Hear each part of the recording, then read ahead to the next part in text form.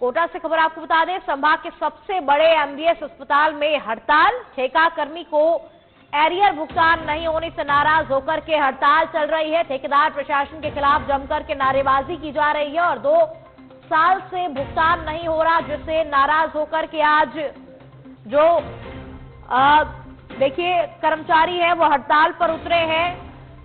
तो भारी संख्या में ठेका कर्मी जो है वो हड़ताल पर बैठे हुए हैं। ठेका कर्मी जो है वो हड़ताल कर रहे हैं। तो संभाग के सबसे बड़े एमबीएस अस्पताल में इस वक्त हड़ताल जारी है। ठेका कर्मी को एरियर भुगतान नहीं होने पर अब ये हड़ताल की जा रही है। ठेका कर्मी जो है वो नाराज हो गए क्योंकि समय पर उन्हें भुगतान नहीं किया गया, इसलिए अब वो हड़ताल कर रहे हैं।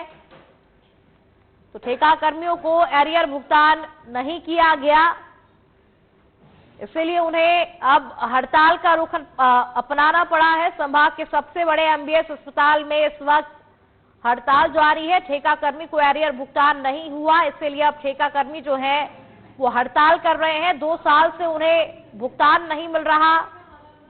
तो देखिए कितनी शर्मनाक ये बात है। संभाग के सबसे बड़े अस्पताल एमबीएस अस्पताल में।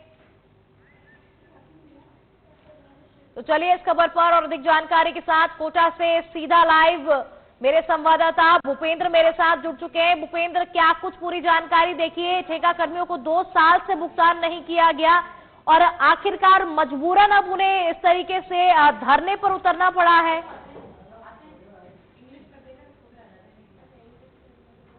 बताना चाहूंगा कि संभाग के सबसे बड़े अस्पताल एमबीएस में आज जो ठेका कर्मी है वो हड़ताल पे उतर गए हैं क्योंकि 2 साल से इनको एरियर का भुगतान है वो नहीं मिला है। हमारे साथ जो ठेका कर्मी के वो कर्मचारी हैं वो मौजूद है। तो किस तरह की मांग को लेकर आप आज धरना प्रदर्शन कर रहे हैं? 2 साल पूर्व राजस्थान के श्रम विभाग ने 2 साल पूर्व 1 जनवरी 2023 को 26 रुपए की वेतन बढ़ोतरी की थी, लेकिन आज 2 साल गुजर जाने के बावजूद भी इन सभी कर्मचारियों को, हम सारे कर्मचारियों को आज तक भी एरियर का भुगतान नहीं हुआ है।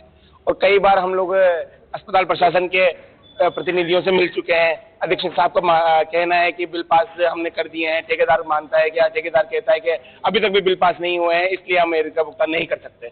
तो पिछले 2 साल से अभी तक न तो इनके बिल पास हुए हैं और न ही कर्मचारियों को एरियर का भुगतान कर रहे हैं। लगभग कितने कर्मचारी आज धरने पर उतरे? आज 250 से 300 कर्मचारी धरने पे हैं। एरियर के संबंध में ही धरने पे चल रहे हैं। पिछले 2 साल से हमने प्रशासन को ठेकेदार को ज्ञापन दिया संबंध में क्या भुगतान करिए। 2 साल कहते कहते हम थक चुके हैं, पर इन्होंने भुगतान नहीं किया।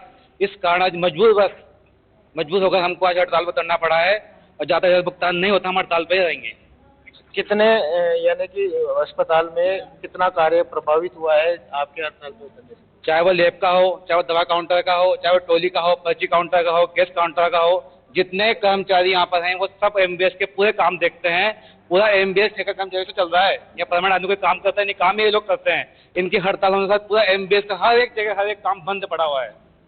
क्या प्रमुख मांगे हैं एरियर के अलावा भी जो आप मांग रहे हैं? वो जो राजस्थान सरकार ने RLXDC का वो जो कंपनी का गठन बोला था, उसके लिए भी हम अगर नहीं होता है तो फिर आगे वो धरना प्रदर्शन करेंगे। और इसके अलावा जो 2 साल से 2023 में राजस्थान सरकार ने वो 26 रुपए वेतन बढ़ोतरी की मांग करी थी हमने, तो है ना 2 साल से इसका भी भुगतान हुआ है। उस कारण से वो स्ट्राइक प्रशासन की ओर से बात करने की कोशिश की और क्या अब इसका हल निकाला जा रहा है? अभी तक तो प्रशासन की तरफ से हमारे पास कोई जवाब नहीं आया है। जब तक हमारे पास पूर्ण रूप से जवाब नहीं आता है तब तक हम हड़ताल रहेंगे। हमारा जो जायज मांगे एरियल की वो हमें दे दिया जाए। और जो सरकार ने घोषणा करी थी RSLDC के माध्यम से हमें ठेका प्रथा खत्म करके, अगर ठेका प्रथा खत्म हो जाएगी तो हम क्यों हड़ताल करेंगे? हमें डायरेक्ट सीधा भुगतान होगा गवर्नमेंट की तरफ से। तो हमारी यही मांग है कि RSLDC से हमें भुगतान होना चाहिए। जी भूपेंद्र, एक बार इनसे ये पूछिए कि कब तक इस तरीके से ये लोग हड़ताल पर बैठे रहेंगे? क्योंकि देखिए इनके हड़ताल पर बैठने से अस्पताल की जो सेवाएं हैं वो भी प्रभावित होती है, इमरजेंसी सेवाएं वो भी प्रभावित होती है, तो आम जनता को भी इससे परेशानी होती है। तो आखिर कब तक ये लोग इस तरीके से हड़ताल पर बैठे रहेंगे और क्या प्रशासन को इसके बारे में इन लोगों ने अभी तक सूचित किया है? और अगर सूचित किया है तो प्रशासन की ओर से अभी तक क्या कुछ रुख आया है उसके बारे में एक बार इसकी जानकारी लीजिए। जी खुशबू, हम बात करेंगे लगातार आप हड़ताल पे रहेंगे तो अस्पताल में जो मरीज आने वाले हैं उनको भी परेशानी का सामना करना है। कब तक आप मांगे पूरी नहीं होते तो हड़ताल पे रहेंगे? साथ ही प्रशासन से जो बात हुई है उसके बारे में आप अभी तक प्रशासन से कोई वार्ता नहीं हुई हमारी। हम चाहते हैं, सबसे सर्वप्रथम तो हम ये कहेंगे कि हमारा सारा का सारा झुकाव मरीजों की तरफ है, क्योंकि हम पिछले 15 से 20 सालों से यहाँ पर काम कर रहे हैं। उसके बावजूद भी हम 5-5, 7-7 हजार सैलरी में सिर्फ मरीजों की वजह से ही यहाँ पे काम कर रहे हैं। अस्पताल प्रशासन ठस से मस हो चुका है। पिछले 2 माह से हम उनको एरियर भुगतान को लेकर ज्ञापन पे ज्ञापन दिए जा रहे हैं, लेकिन उनका कोई लिखित आश्वासन आज तक भी नहीं हुआ है। हम चाहते हैं कि ठेकेदार से कहकर अस्पताल प्रशासन लिखित में हमें अगर आश्वस्त कर देता है तो हम हड़ताल को आज, कल क्या आज ही खत्म कर देंगे, लेकिन हमें लिखित में कोई आश्वासन मिलेगा तो।